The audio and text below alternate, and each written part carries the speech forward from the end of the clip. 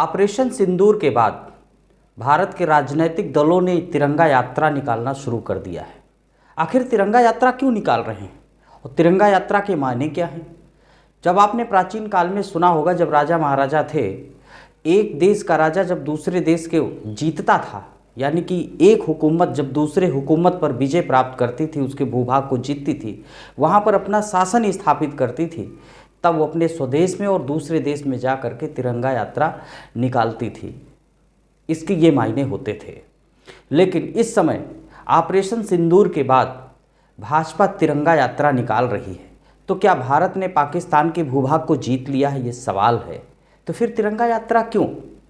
अगर ऑपरेशन सिंदूर के माध्यम से आतंकवादियों का विनाश किया गया है, वैसे तो भारत के संविधान में ये कहा जाता है कि अगर कोई व्यक्ति कानून को तोड़ता है, चाहे वो देश का हो चाहे विदेश का हो, तो भारत के संविधान में ये व्यवस्था है कि उसको स्वदेश लाकर संविधान के अंतर्गत उसको सजा दी जाती है। अगर किसी देश के आंतरिक सशस्त्र बल इस काम को करने में नाकामयाब होते हैं, तब वह देश सेना का सहारा लेता है, लेकिन वो संविधान के दायरे में ही होता है। इसका मतलब ये नहीं होता कि सेना जब यूज में लाई जाती है तो इसका अर्थ ये नहीं कि वो दूसरे देश पर आक्रमण कर रहे हैं, क्योंकि अगर सशस्त्र बल, आंतरिक सशस्त्र बल नहीं काम कर पाते हैं तो सेना को दूसरे देश में आतंकी ठिकाने हो चाहे मुजरिम हो, उसको सफाई के लिए प्रयोग में किया जाता है।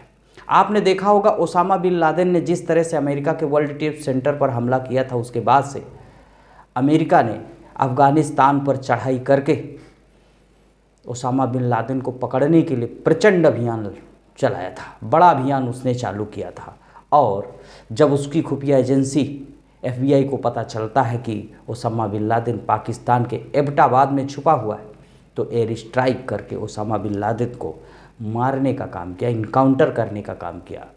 तो क्या अमेरिका ने तिरंगा यात्रा निकाली? क्या अमेरिका ने कोई अपने फ्लैग यात्रा निकाली? शायद नहीं। उसने बदला लिया, क्योंकि वो संविधान के दायरे में बदला था। अमेरिका का जो ओसामा बिन लादेन के पकड़ने का जो तरीका था, एयर स्ट्राइक करके पाकिस्तान के अंदर घुस करके, वो पाकिस्तान पर हमले का कोई उचित नहीं था। तो हमारी सेना ने भी ऑपरेशन सिंदूर के तहत आतंकवादियों के सफाया के लिए पाकिस्तान में घुस करके आतंकी ठिकानों को नष्ट किया। तो देश में तिरंगा यात्रा क्यों? इधर देश के प्रधानमंत्री कहते कि हमने पाकिस्तान से युद्ध नहीं किया, हमारी लड़ाई पाकिस्तान से नहीं है, पाकिस्तान हमारा किसी भी प्रकार से दुश्मन नहीं है, यानी हमारी जो लड़ाई है पाकिस्तान से बिल्कुल नहीं है, सिर्फ प्रतिद्वंदिता है। लेकिन हाँ, एक बात को लेकर जरूर चिढ़ है कि पाकिस्तान आतंकी परस्त देश है, आतंकियों को पनाह देता है। तो जब देश का प्रधानमंत्री कह रहा है कि हमने पाकिस्तान से ऑपरेशन सिंदूर के तहत युद्ध नहीं किया, तो फिर तिरंगा यात्रा क्यों? क्या सेना ने पाकिस्तान के भूभाग को जीता है? हाँ, सेना ने अपने शौर्य के माध्यम से, अपनी कुशलता के माध्यम से आतंकी ठिकानों को नष्ट किया है। तो इस पर संविधान यात्रा क्यों नहीं निकाली जाती? संविधान यात्रा निकालने से डर क्यों है? अगर देश के किसी दुर्दांत अपराधी की संविधान के तहत सजा मिलती है, तो उस पर तिरंगा यात्रा कहाँ निकाली जाती है? तिरंगा यात्रा 2 विशेष दिनों में उसका बड़ा महत्व होता है, 15 अगस्त को और 26 जनवरी को। 15 अगस्त को तिरंगा यात्रा इसलिए देश के लोग निकालते हैं क्योंकि भारत में अंग्रेजी हुकूमत थी, उसका सफाया हुआ।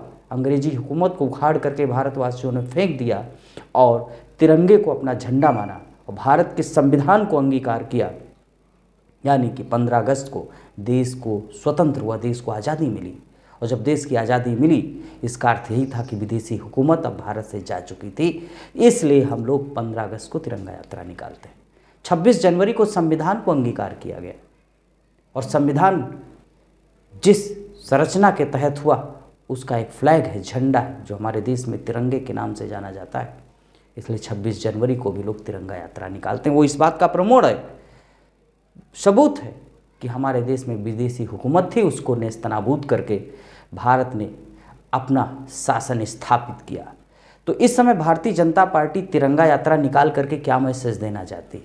बताया जा रहा है ऑपरेशन सिंदूर से क्या मिल गया है। क्या मिल गया ऑपरेशन सिंदूर से? 27 के बदले आपने काफ़ी अपने जवानों को शहीद करवा दिया। आतंकियों को मारने के लिए आपके पास सेना को यूज करने के सिवा और भी आपके पास खुफिया एजेंसी थे और भी हथियार थे, जिसके माध्यम से डिप्लोमेटिक रिलेशन भी था कि अपना देश डिप्लोमेटिक ऑपरेशन के तहत आतंकियों को पकड़ करके देश में लाता और उनको सजा देता। लेकिन नहीं, इसमें तो सियासत करना है। सियासतदार इस कदर बढ़ चुके हैं, उनकी सियासत कम न पड़ जाए, कहीं सत्ता में उनकी हनक कम न पड़ जाए, इसलिए वो तिरंगा यात्रा के माध्यम से देश को शायद गुमराह करने की कोशिश कर रहे हैं। ये गुमराह नहीं तो क्या है, देश में चुनाव का माहौल है, कई राज्यों में चुनाव का माहौल है। ऑपरेशन सिंदूर तो पहलगाम में जो बहन बेटियों के पतियों को मारा गया था, उनका सिंदूर उजाड़ा गया, तो उसके बदला लेने के लिए किया गया है। यहाँ तक तो भाजपा के मंत्री अब ऑपरेशन सिंदूर में शामिल सेना के अधिकारियों पर भी टिप्पणी करना शुरू कर दिया है। तो फिर एक तरफ तिरंगा यात्रा और दूसरी तरफ सेना का अपमान। अगर तिरंगा यात्रा आपने सेना के सम्मान के लिए किया है, तो फिर आपका मंत्री सेना के अधिकारियों को गाली क्यों दे रहा है, आतंकियों की बहन क्यों दे रहा है, ये भी आपके ऊपर सवाल बनता है। बीजेपी तिरंगा यात्रा के माध्यम से पूरे देश में माहौल बनाने की कोशिश कर रही कि आपने बहुत बड़ा काम कर दिया। कोई बहुत बड़ा काम नहीं किया, क्योंकि आपने सीज फायर कर लिया। देश की सेना जब जीत रही थी, सेना का शौर्य बढ़ रहा था, तो आपने अचानक पॉलिटिकल एजेंडे के तहत सीज फायर कर लिया। क्यों, डर गए क्या?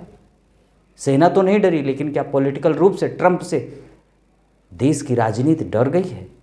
या हमारे देश का जो प्रधानमंत्री है अपनी साख को गिरा चुका है? वैसे तो हमारे देश के प्रधानमंत्री की हैसियत बहुत ज़्यादा है, लेकिन अगर उस पर कोई डिप्लोमेटिक आदमी ऐसा बैठ जाए जिसको देश चलाने का कोई अनुभव ना हो, तो जाहिर सी बात विदेशी ताकत उस पर हुकूमत करने लगती है। कहीं ट्रंप मोदी को धमका तो नहीं रहा है?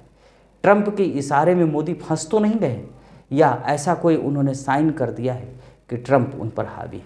खैर, बात हम तिरंगा यात्रा पर ही कर रहे हैं। तो तिरंगा यात्रा आप जानते हो किस ओकेजन पे की जाती है, इसी को बताना हमारा उद्देश्य था। तिरंगा यात्रा तब होती जब अगर हमारा देश दूसरे देश के भूभाग पर कब्जा किया होता, जीत करके अपने देश में मिलाया होता, तो विजय पताका और तिरंगा यात्रा में और चार चांद लग जाते। लेकिन अब लोग ये भी बचाव में आके कह सकते हैं हम सेना के सम्मान में तिरंगा यात्रा कर रहे हैं। तो अगर सेना के सम्मान में तिरंगा यात्रा कर रहे हो तब भी जायज़ है, लेकिन फिर सेना के अधिकारियों का अपमान क्यों, ये सवाल बनता है। और जिस सेना के अधिकारी का अपमान भारतीय जनता पार्टी के नेता ने किया है, उस पर अभी तक क्या कार्रवाई की? देश का संविधान उस पर कार्रवाई कर रहा है, जज जग गए, उस पर FIR लिखने के आदेश दे दिया, लेकिन सरकार इस्तीफा लेने के लिए अभी तैयार नहीं है। क्यों, ये सवाल पूछा जाए। क्या तिरंगा यात्रा के माध्यम से देश में राष्ट्रवाद, झूठा राष्ट्रवाद बनाने की कोशिश हो रही? शायद ये झूठा ही राष्ट्रवाद, सच्चा राष्ट्रवाद होता तो पाकिस्तान के भूभाग को जीत करके POK को भारत में मिलाया जाता, फिर तिरंगा यात्रा का एक अजीब मायने होता, एक सफल मायने होता। वैसे तो तिरंगा यात्रा एक खोखली यात्रा है इस समय जो राजनीतिक पार्टियां कर रही हैं, क्योंकि तिरंगा यात्रा मनाने का कोई विकल्प नहीं बनता है। वैसे तो हमारे देश में तिरंगा कभी भी फहराया जा सकता, कोई प्रतिबंध नहीं है, लेकिन उसके लिए कुछ खास कायदे नियम हैं। जहाँ पाए वहाँ तिरंगा यात्रा का कोई मायने नहीं है। शायद ये भी एक तरह से देश को गुमराह करने वाली चाल है।